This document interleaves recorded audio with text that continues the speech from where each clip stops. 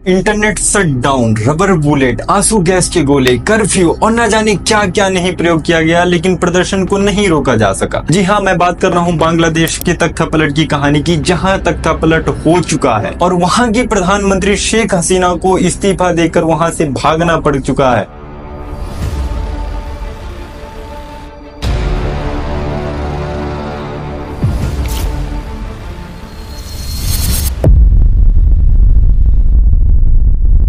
नमस्कार, मैं मणिकांत शुक्ला और मैं बात बताने जा रहा हूं बांग्लादेश की, जहां के प्रधानमंत्री को वहां की गद्दी के मोह को त्याग करके आखिरकार भागना ही पड़ गया। जी हां, आपने बिल्कुल सही सुना। 76 साल की प्रधानमंत्री शेख हसीना, जो कि बांग्लादेश की प्रधानमंत्री हैं, उन्हें आखिरकार वहां की गद्दी छोड़कर भागना ही पड़ गया। आज हम इस वीडियो में लगभग 3 मुख्य चीजों की चर्चा करेंगे। सबसे पहले ये कि शेख हसीना है कौन, दूसरा ये कि आखिर क्या कारण है कि शेख हसीना को इस्तीफा देना पड़ा, तीसरी चीज जिस पर हम चर्चा करेंगे कि वर्तमान में बांग्लादेश की स्थिति क्या है और फ्यूचर में क्या होने जा रहा है। तो सबसे पहले जिन लोगों को नहीं पता कि शेख हसीना है कौन, उनकी जानकारी के लिए बता दूं कि शेख हसीना बांग्लादेश के संस्थापक, सन 1971 में बांग्लादेश के आजादी के आंदोलन नेतृत्व करने वाले बांग्लादेश के पूर्व प्रधानमंत्री शेख मुजीबुर रहमान की बेटी हैं। जी हाँ, आपने बिल्कुल सही सुना, शेख मुजीबुर रहमान की ही बेटी हैं, जिन्हें वहां रेवोल्यूशनरी माना जाता है, एक क्रांतिकारी माना जाता है बांग्लादेश की आजादी के लिए। अब आपको माननीय की पारिवारिक एवं राजनीतिक जीवन के बारे में बताएंगे, जो कि काफी कठिनाइयों भरा रहा है। सन 1971 जब बांग्लादेश आजाद हुआ था, उसके ठीक 4 साल बाद बांग्लादेश के इतिहास के पन्नों को खून से रगने वाली तख्तापलट की एक ऐसी भयावह घटना हुई जिसे सुनकर रूह कांप जाती। 15 अगस्त सन 1975 को बांग्लादेश के संस्थापक और बांग्लादेश के पूर्व प्रधानमंत्री शेख मुजीबुर रहमान की दिन दहाड़े में हत्या कर दी गई। 17 अन्य और परिवार के लोगों की हत्या कर दी गई और जालिमों ने 10 साल के बच्चे तक को भी नहीं बख्शा। कि हसीना उनकी बहन कहाँ थी, तो उस समय हसीना उनकी बहन यूरोप में थी, जिसके कारण उनकी जान बच जाती है। इसके बाद सन 1996 की बात की जाए तो इसमें चुनावों में जीत दर्ज कराती हुई हसीना जी पहली बार प्राइम मिनिस्टर बनती हैं और इनका कार्यकाल 2001 तक चलता है। इसके बाद ये नेता विपक्ष बनी रहती और सन 2009 से लेकर 2024 तक ये लगातार प्रधानमंत्री बनी हुई हैं। लगभग पिछले 15 सालों से यही प्रधानमंत्री रही हैं, इन्हीं की पार्टी का राज रहा है। लगभग 15 साल से सत्ता में राज करने वाली शेख हसीना, जो कि 76 साल की हो चुकी हैं, उसके बावजूद वो अपने देश में ही सुरक्षित नहीं है और वो अब भारत आ चुकी हैं। तो ऐसा क्यों? देखिए, इसके 3 रीजन सामने आते हैं, जिसमें एक रीजन जो है वो सबसे मुख्य रीजन है, उसके बाद 2 और रीजन है जिन पर हम थोड़ी बहुत चर्चा करेंगे। जिसमें सबसे पहला रीजन जो है वो है रिजर्वेशन का। दूसरा जो रीजन है वो ये है कि प्रदर्शनकारियों को हसीना ने रजाकार कह दिया था। अब ये रजाकार वर्ड क्या होता है, हम इसके बारे में भी आपको बताएंगे।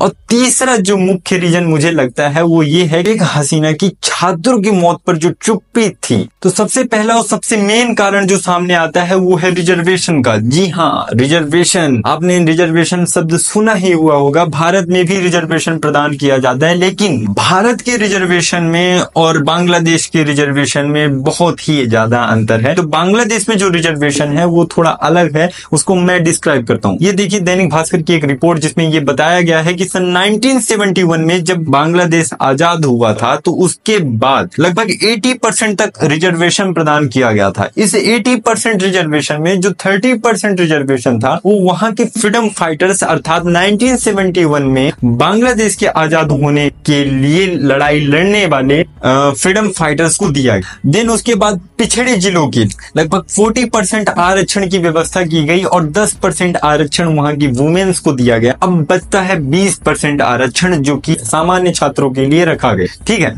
अब समय समय के साथ 1971 से लेकर लगभग 2012 तक, काफी 2012 या आप कह सकते हैं कि 2024 तक यही आरक्षण ना जाने कितने फेर बदल हुए होंगे। सन 1997 की अगर बात की जाए तो जो बांग्लादेश की गवर्नमेंट थी, उन्होंने आरक्षण को फ्रीडम फाइटर से उनके बच्चों तक कर दिया था। अर्थात जो 1971 में जो फ्रीडम फाइटर्स को आरक्षण दिया गया था, वही आरक्षण अब उनके बच्चों के लिए 1997 में एक्सटेंड कर दिया गया था। आगे अगर बात की जाए तो सन 2010 के आसपास ये जो 30% रिजर्वेशन है ये फ्रीडम फाइटर्स के पोते पोतियों तक के लिए भी कर दिया गया, अर्थात अब उनके पोते पोतियों को भी 30% रिजर्वेशन का फायदा मिलेगा। इस तरह हे फेर करते हुए अगर हम बात करें तो 2013 के आसपास लगभग ये रिजर्वेशन का जो पूरा मॉडल था बांग्लादेश में वो 56% तक आ गया था, अर्थात 56% आरक्षण दिया गया। ये 2012 की दैनिक भास्कर की एक रिपोर्ट है, आप देखिए मतलब इस पे दिखाया जा रहा है लगभग 56% आरक्षण की जो व्यवस्था की गई थी वो कैसे की गई। 100 में से अगर 56% आप अलग कर देते हैं तो 44% बचता है, अर्थात 44% जो है तो वो छात्राओं को उनकी योग्यता के आधार प्रदान की जाने वाली रिजर्वेशन। इससे क्या हुआ, आक्रोश तो पहले से ही था लेकिन ये थोड़ा थोड़ा आक्रोश जो है वो असंतोष में, लगभग ये बेरोजगारी के चल ये सारे जो आक्रोश है ये थोड़ा थोड़ा बढ़ता ही गया। बांग्लादेश के विश्वविद्यालयों से 2018 में यही रिजर्वेशन का विरोध एक बार फिर से स्टार्ट होता है और ये विरोध जो है तो इसके पहले के जो विरोध इतने सफल नहीं हुए, लेकिन 2018 का विरोध जो है वो काफी हद तक सफल हुआ, क्योंकि इस विरोध के बाद बांग्लादेश की जो सरकार थी क्या किया कि जो फर्स्ट और सेकेंड क्लास की जो भर्तियां थी उससे रिजर्वेशन को खत्म करना। अभी जून 2024 की ही बात है, क्या हुआ कि जो बांग्लादेश हाई कोर्ट था उसने ये 30% वाला जो कोटा है उसको बहाल करने का आदेश दिया, अर्थात गवर्नमेंट ने जो उसको खारिज किया था, रिजर्वेशन को खत्म किया था, तो गवर्नमेंट के उस फैसले को वापस से बहाल करने का आदेश दिया। अब होना क्या था भाई, छात्रों में असंतोष पैदा हो गया, वापस से विरोध चालू हो गया। विरोध प्रदर्शन में न जाने कितने छात्रों की मृत्यु हुई, रबर बुलेट चली, आंसू गैस के गोले छोड़े गए। चलिए ये सब तो ठीक है, जो सबसे बड़ा रीजन सामने आता है वो ये है कि शेख हसीना ने एक नेशनल टीवी चैनल को इंटरव्यू दिया जिसमें उन्होंने प्रदर्शनकारियों के लिए रजाकार शब्द का उपयोग किया। अब चूंकि रजाकार जो है वो कोई गलत शब्द नहीं है, बांग्लादेश की मैं बात नहीं कर रहा हूँ। रजाकार जो है एक अरबी भाषा का शब्द है जिसका मतलब होता है सहयोग करना, ठीक है। लेकिन बांग्लादेश के इतिहास में रजाकार शब्द की अगर हम बात की जाए तो रजाकार शब्द को गद्दार के लिए प्रयुक्त किया जाता है। साथ आप ये भी कह सकते हैं कि ये तो आग में घी डालने वाली बात हो। साए हुए छात्रों ने उसी सरकारी टीवी चैनल को आग लगा दी जहां माननीय शेख हसीना ने रजाकार शब्द का प्रयोग किया था। अगर हम वर्तमान स्थिति की बात करें तो बांग्लादेश छोड़कर माननीय शेख हसीना जी जो कि प्रधानमंत्री हैं वो भाग आई हैं।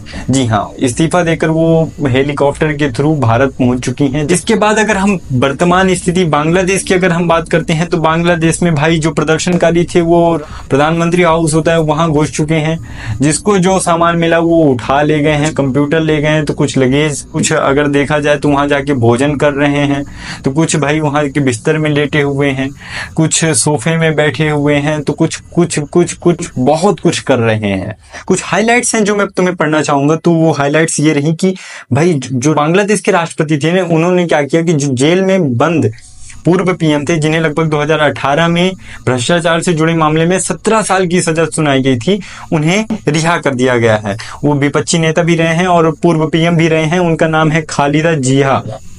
अभी तक अगर देखा जाए तो जो डेटा आ रहा है उसके हिसाब से 300 लोगों की जान जा चुकी है, जिसमें ज्यादातर जो लोग हैं वो छात्र हैं। लोग बाग ढाका की सड़कों पर उतर आए हैं, प्रदर्शन कर रहे हैं। भारत में अगर देखा जाए तो भारत में बीएसएफ जो है उसने पश्चिम बंगाल, मेघालय, त्रिपुरा, असम, मिजोरम से लगी भारत बांग्लादेश की सीमा पर अलर्ट बढ़ा दिया। तो ये कुछ हाइलाइट्स हैं और इसके बाद बाकी जो न्यूज है तो मैं कंटिन्यू देता रहूंगा। आप इस चैनल को सब्सक्राइब कर सकते हैं। तब तक के लिए जय हिंद।